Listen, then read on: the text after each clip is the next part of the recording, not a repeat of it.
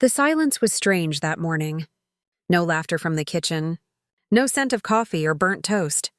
Just the faint hum of the fridge and a note on the counter, folded once. Neat, deliberate. Didn't want to wake you. The flight was early. We'll call when we land. Happy Thanksgiving.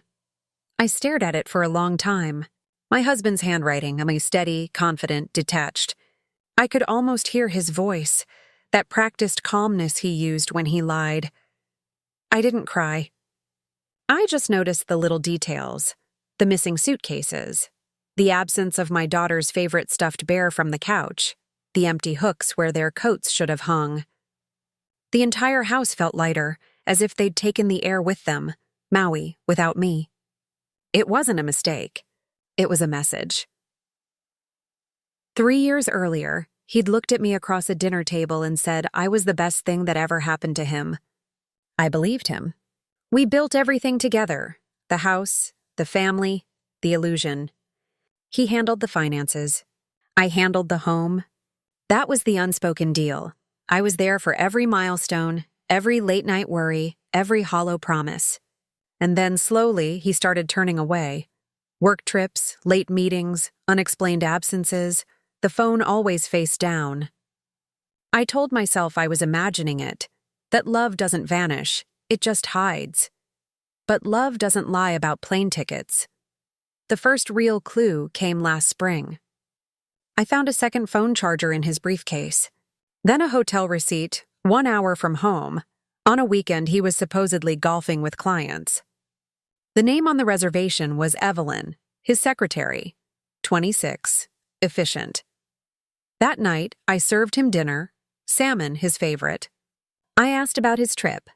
He told me it was productive. He smiled, I smiled back. I'd already decided not to confront him, not yet. I wasn't ready to lose everything, not until I was sure I'd win. I started documenting everything, screenshots, bank transfers, timestamps, the names of shell companies he used to funnel money.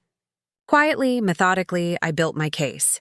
Then I met with a lawyer, a quiet man with cold eyes, who told me, "Don't file yet. Wait until the money moves." So I waited. 6 months of silence. 6 months of pretending to still love him while I set the stage. I played the beautiful wife while he drained accounts, convinced I was blind. He didn't know every dollar had a shadow copy. My copy. Thanksgiving was the final test. The trip to Maui wasn't spontaneous. I'd seen the itinerary in his email drafts.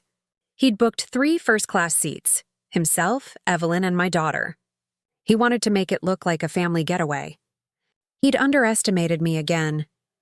When he left that morning, he took everything, the credit cards, the joint savings, the laptop. What he didn't take were the property deeds.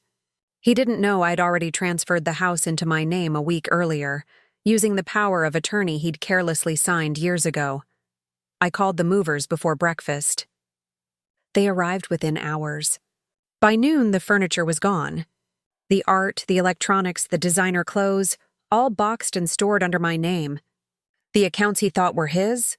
Frozen, every card canceled, every business account flagged for fraud review. He'd returned to nothing. 5 days later, they landed. The screaming started around 3:00 p.m.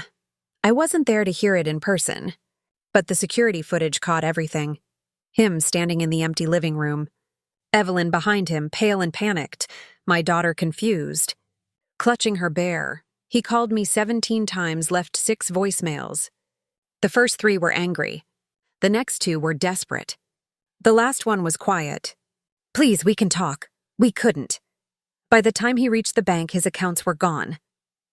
Every investment, every hidden fund, every stock transfer, redirected. I'd moved it all into a trust under my daughter's name, shielded, untouchable. The lawyer handled the rest. The divorce was filed that same day, citing abandonment and infidelity. I sent him a copy of the documentation, the receipts, the photos, the messages. No explanation, just evidence. He always said he respected precision. I gave him precision. The next morning, I sat in the quiet of my new apartment. Smaller, emptier, but peaceful. I made coffee and looked out the window at the city waking up. For the first time in years, I didn't feel like I was waiting for something. He'd called again overnight. One final message. His voice cracked halfway through. He said he didn't understand how I could do this. Funny.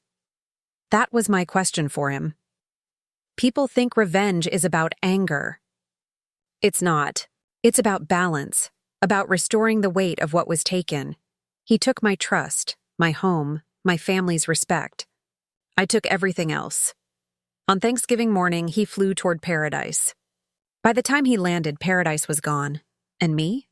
I was finally free.